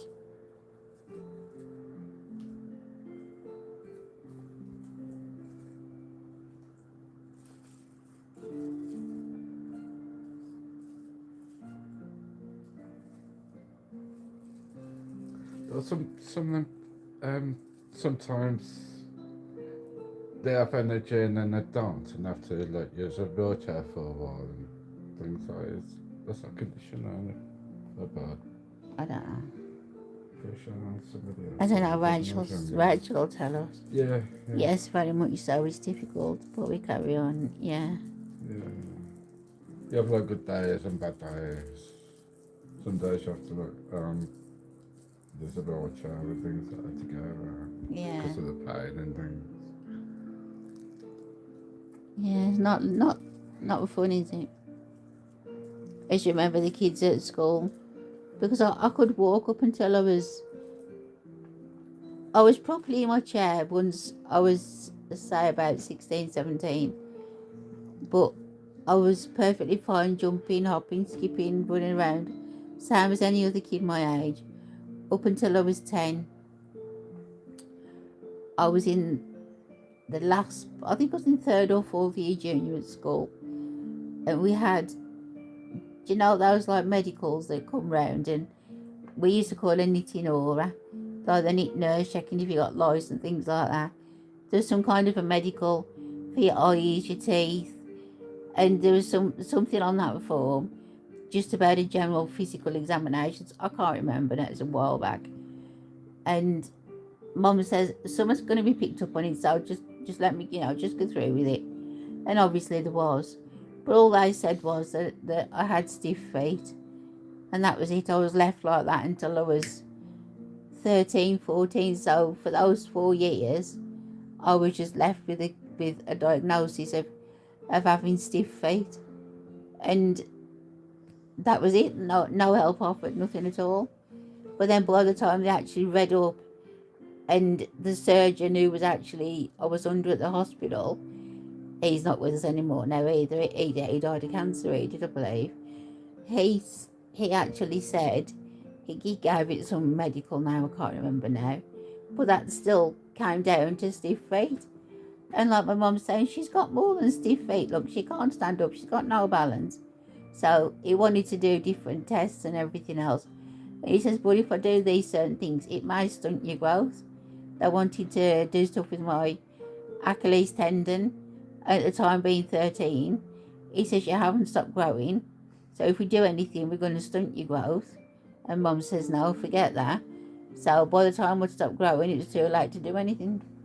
So not that they could have done anything about it, because it's just a what's the word, degenerative condition, which it took my balance, my standing. I can kind of sit up on my own, but I'm not great. I do need to lean on things. I haven't got a lot of back support at all. I've got pressure sores. Oh, goodness me. It's like one of them things, is like, one thing after another. But, yeah, get on with it. It's life. Yeah, you managed that, yeah. Yeah. Yeah, the carp as well. Yeah, we do. It's hard, but lucky though. I read that one. Your daughter Sophie has got it too, and she's only 24. Oh, that's not good, is it, Rachel? That's really bad. I didn't realise that was so hereditary. Is that hereditary? What? About. Is it hereditary, Rachel, that condition that you've got? Because of your daughter as well. I know mine is. My mum's got it. There's quite a few family members that have got it. But I'm the only one in a wheelchair. I got the baby prize, I think, but yeah. I went in blinking within a day. Within a day, certainly opened my eyes. Nothing can prepare you for what you see, no matter how much training you do. And I even told my trainer it's the same thing, yeah. Keith's got a degenerative illness too. I won't say. I just know that it's his heart. I don't know much about, unless he said it in the chat before. I can't remember everything. I do try and remember a lot about people.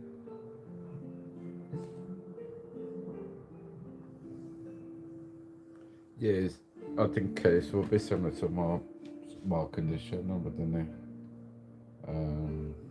Like they slowly packing up the COVID medication as you go. Are you on a lot of medication, Keith? And you, actually, you, or just painkillers? Yeah, they just charge my meds, aren't they?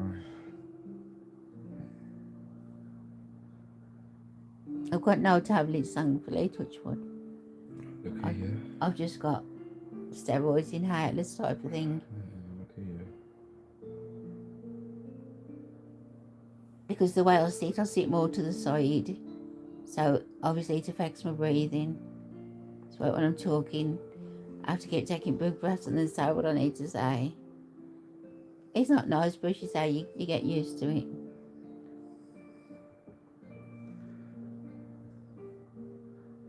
Good evening, you got distracted on the way home. I was just thinking about you, Les. So, and unfortunately, being stupid, there's no tablets for me to take now. Keith, we're going to have to sort you out when we see you.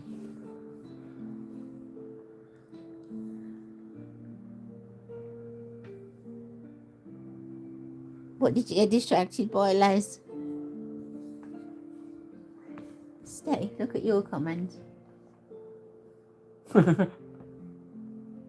What did you actually type?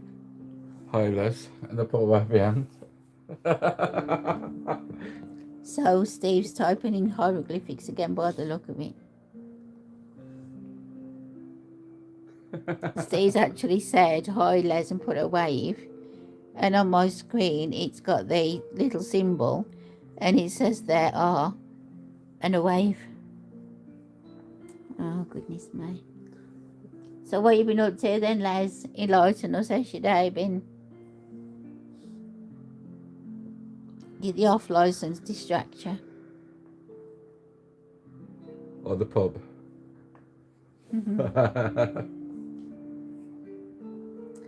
Oh no, Sam, your life can't be that bad. You're thinking about me. Coy just made it even worse now, Les. I'm talking to you as well. No, I'm only kidding. Went past a fair. Did you go on the Dodgems? The big wheel? Yeah, on the big wheel. The Helter Skelter, that's an old one. I bet you went to the Ladybirds and the Cups and Saucers for the kids, really. I bet I had to go hook the duck, really. On the Hooker Ducks. Hook a duck.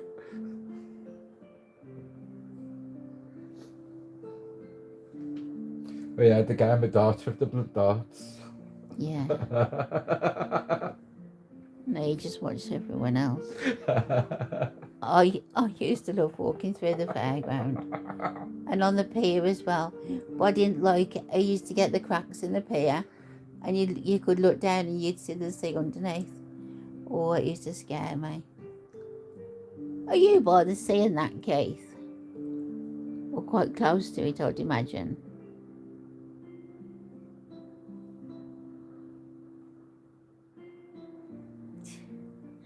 Les, you probably end up being sick everywhere.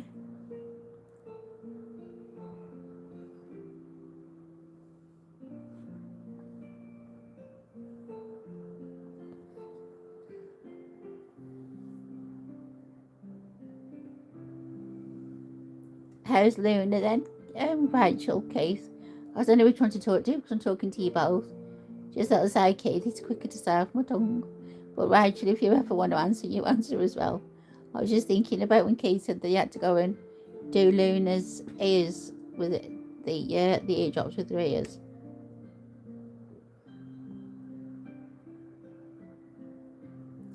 "100 yards from the sea." Oh, that's lovely. Oh, that's sweet. Can you take us a picture, Keith, and send it us on Messenger, please? You know I love my photos.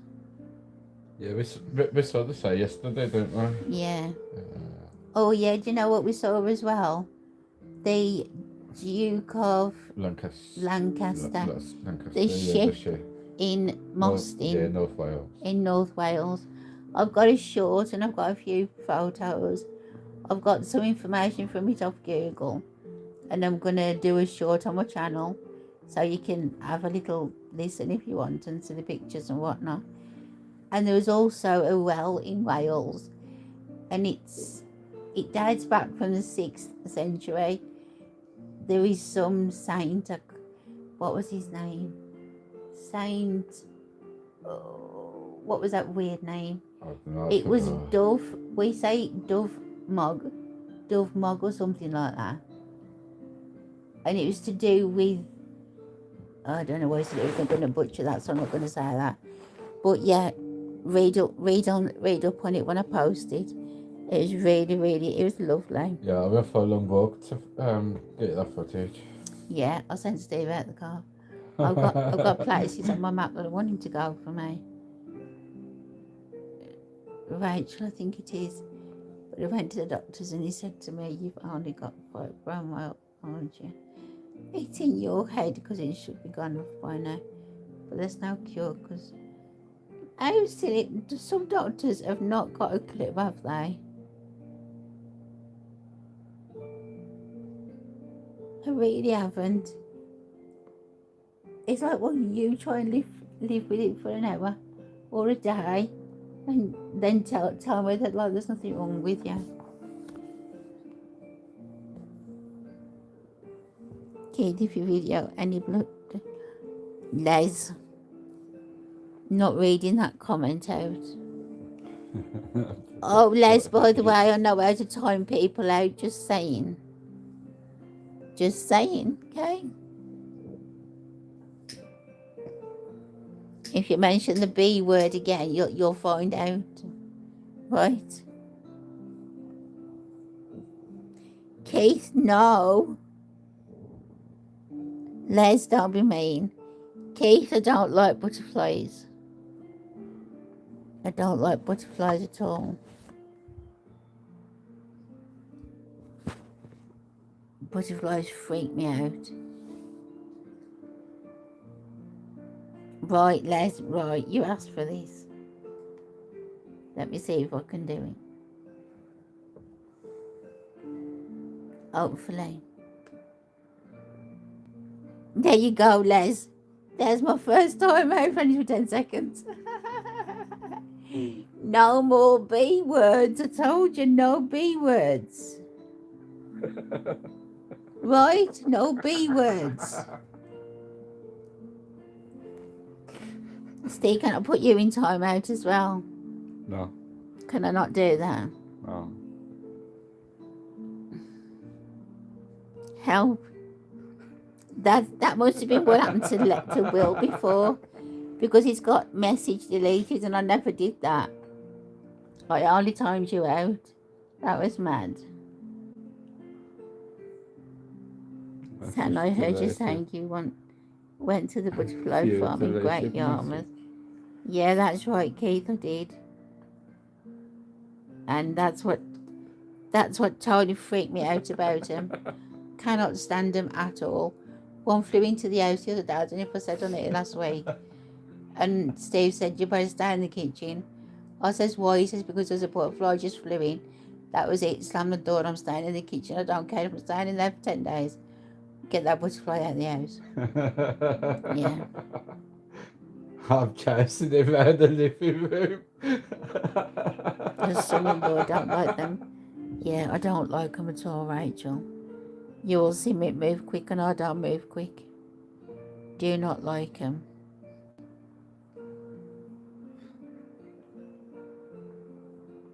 Do you know what I've just noticed?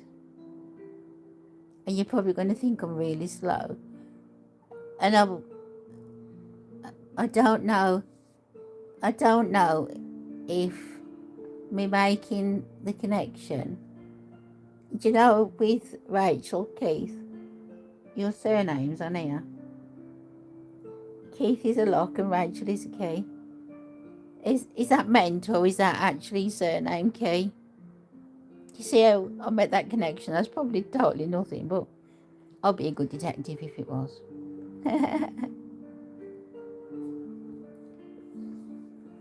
Yeah, but what that means is, hang on, which way around is it? One's a lock, the other one's a key. Yeah. So, key's the lock, and Rachel's the key to his heart.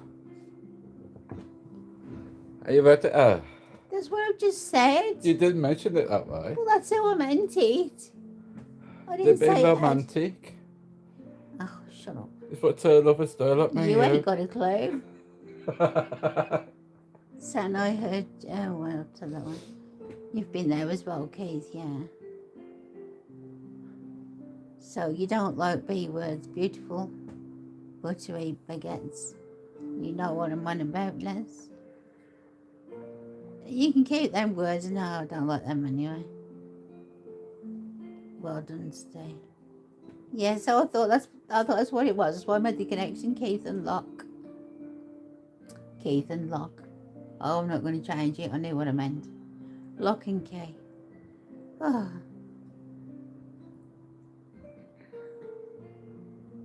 I didn't even took much notice of that before. And it came dark quick. It is, isn't it?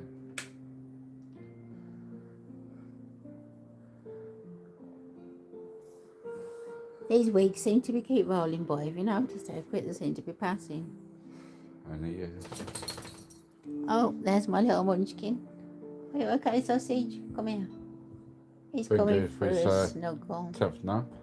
Yep, Yeah. there you go. He's just cuddled up behind the back of my legs. He's going to go back to sleep now.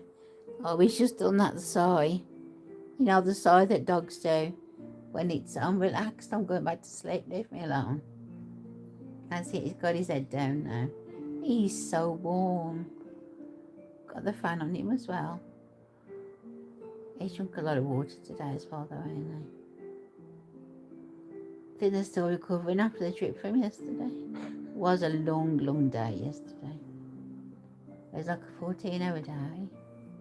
And then coming home on the motorway, on the M6, we see signs saying 45-minute delay and certain junctions were closed that we needed. And I'm like, oh no. But the sign says, like, the other part of the motorway that we needed was still open. Yeah. But you couldn't get to it. No, they completely closed the road up. Everybody was being made from 4 lanes to get into 1 lane to get off to go around an island. And I think it did take us quite a while to get through. And I got my friends there saying that, you know, are you back home yet? Are you home yet? And I'm like, no, I sent them a picture and goodness me, I couldn't believe how much traffic there was. It was building up. Yeah, because like the first, well, about 50 miles of that journey, the traffic was really low. Yeah, you wouldn't have expected it. The time of day though, but like, That's what I say, you would never expected it. 10:30, something like that. The years flying by again. Went and sat by our local lake for a few hours earlier. Yeah, I think it's when you get older, isn't it? You kind of understand time appreciate better. life more, don't you? As you get older. Yeah. I know older. That's a nice picture on the rain. We're looking at a mountain. Yeah, on top of a mountain. Well, we're on top of a mountain. We're looking at the clouds. Yeah, clouds below, you got the sun, you got the And you got the sky, sun in the yeah, background. Yeah, I was on it. Oh, I was describing that and it changed. I was too slow to describe. Well, Keith hates crocodiles. As we went to a sanctuary, I went over a bridge. As a crocodile was under it, Keith froze. I think I would have done. Just thinking, is this a bridge going to collapse and I'm standing on? Oh no, I couldn't have done that.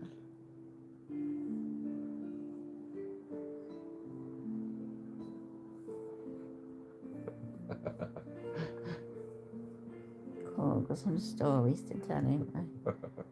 Oh. I would have bet that we all could. If we all sat down and told our love stories, I bet we all could tell some really interesting things. Yeah. It ought to be made a rule, hadn't it, like a law, that when you get to a certain age... Yeah, you wrote down your memoirs or something. Yeah, your memoirs, your memories. That would. Just imagine that documenting everybody's life. Yeah, from when you're a kid and whatnot, your early memories when you're a kid. Yeah. But like if you think about it, with all social media, it'd be a hell of a lot easier nowadays Yeah. to remember from literally the day you were born because of your parents, Yeah. sticking it on social media, till, you know, your first day of school, your first prom, your first boyfriend, girlfriend, everything. Yeah, that's the thing, and if you was born before, what, 85 or something, I think a computer was around, was it? Yeah, they started getting popular like around the 90s, didn't Yeah, they? it's been about that. This was like before that, 85 then. I mean, even cameras, they used to put the old, what you used to call them, the old films and things, you send them off in the post. Yeah, we used to do that. What was it, 35 millimeters, something like that? That's it, yeah. Well, the Polaroids, but you can still get them. Eh? Can you? The Polaroid cameras, yeah. I remember like camcorders used to be like really big, Yeah. but like now, I mean, they should know, look, every phone's your got a phone. camcorder on them. Yeah.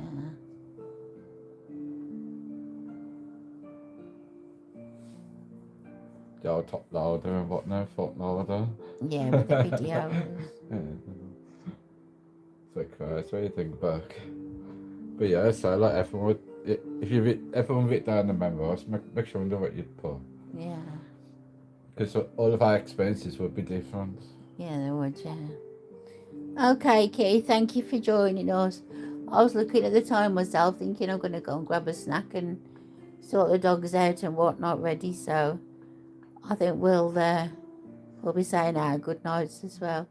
Yeah, we'll probably see you when Will's live, because we generally watch that just before we drop off to sleep anyway. Really appreciate you being here, Keith, Rachel, Les. I suppose I better say to Steve as well.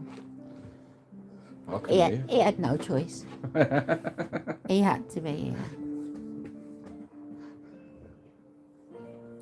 We'll see you on Will's chat, Les, if you're popping across.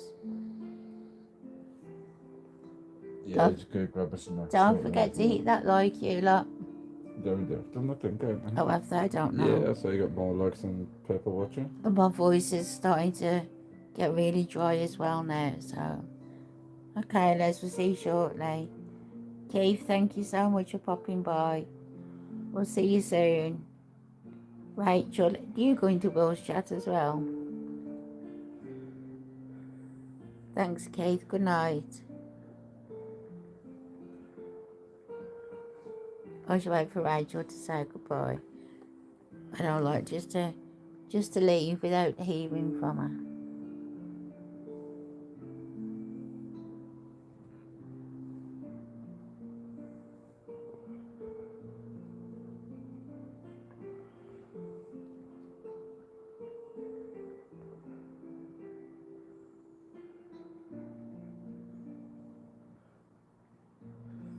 Can you hear my little boy starting to snore?